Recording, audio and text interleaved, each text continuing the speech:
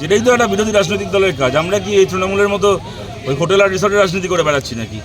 ওদের তো এখন লড়াই হচ্ছে কার হাতে তৃণমূলের পার্টি ফান্ড থাকবে, কার হাতে দলের সিম্বল থাকবে, যাই দিয়ে পরবর্তীকালে আরও ইনকাম করা যায় সেইটা। আমাদের কাছে তো ওইটা রাজনীতি নয়, আমাদের কাছে তো এইটাই রাজনীতি, আমাদের কাজ আমরা করছি। বারুইপুর প্রসঙ্গে সুভাষ মণ্ডলের এনকাউন্টারের বিষয় নিয়ে বিকাশ রঞ্জন ভট্টাচার্য একটি মন্তব্য করেছিলেন।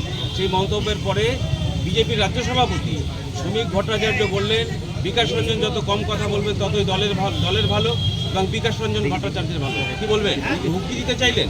মমতা বন্দ্যোপাধ্যায় একসময় আমাদের বলেছিলেন যে 10 বছর মুখে লিউকোপ্লাস লাগিয়ে থাকুন।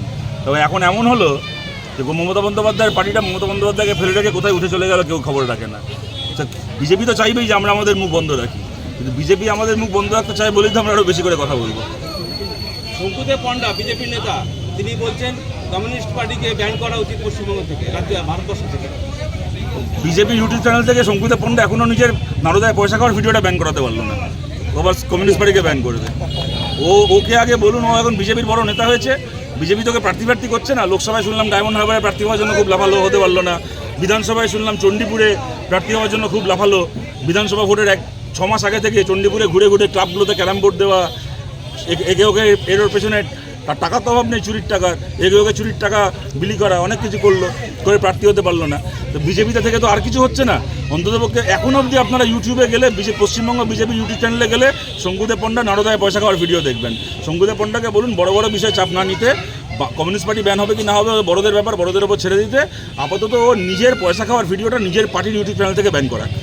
দিলীপ ঘোষ সম্প্রতি একটি মন্তব্য করেছেন, যেটা জানা যাচ্ছে এই অভিজিৎ মণ্ডলের এনকাউন্টারের বিষয় নিয়ে বামপন্থীরা যে প্রতিবাদ করেছে যে এখনো পর্যন্ত সত্য উদ্ঘাটন হয়নি, তার আগেই রাতের অন্ধকারে এনকাউন্টার করা হলো কেন? দিলীপ ঘোষ বলছেন এর বিরুদ্ধে, শাস্তির বিরুদ্ধে কথা বলে বামপন্থীরা, সিপিএম পার্টি এবং বুদ্ধিজীবীরা, তাদেরকে পাথর মারার কথা। দিলীপ ঘোষ সরকার বলুক না, সরকার থেকে ঘোষণা করুক না যে ওটা এনকাউন্টারের মাধ্যমে শাস্তি দেওয়া হয়েছে। সরকার তো তা বলছে না।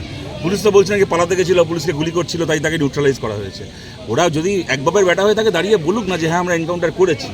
ওসব ফেসবুকে এই সমস্ত চারটে ওই বিজেপিপন্থী কতগুলো প্রোফাইল থেকে সব পোস্ট করে কী হবে?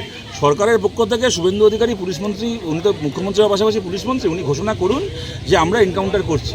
দেখুন একটা কথা আপনাদেরকে এখানে বলছি, বাংলার একটা বড় অংশের মানুষ না এরকম একটা নৃশংস একটা ধর্ষক যে এরকমভাবে ধর্ষণ করে খুন করেছে, তার এনকাউন্টারে যে খুশি এটাও কিন্তু সত্যি।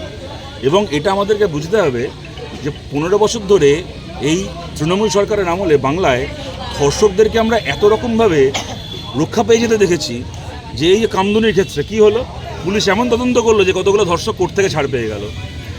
একাধিক ক্ষেত্রে আরজি করে একজনকে বাদ দিয়ে বাকি ধর্ষকরা আজ অবধি ধরা পড়েনি, বাকি খুনিরা আজ অবধি ধরা পড়েনি। সুতরাং বাংলায় ধর্ষকদের এমন জামাই আদর আমরা দেখেছি 15 বছর ধরে, তাতে বাংলার একটা বড় অংশের সাধারণ মানুষেরা এখন মনে হচ্ছে যে এদেরকে সেই গ্রেপ্তার করা, অ্যারেস্ট করা, ওসব শাস্তি ফাস্তি জীবনে হবে না, তার থেকে এনকাউন্টারে মেরে দিলে ভালো হয়। এটার জন্য কিন্তু সাধারণ মানুষ দায়ী নয়, এটার জন্য তৃণমূল সরকারটা যেভাবে 15 বছর চলেছে সেটাই দায়ী।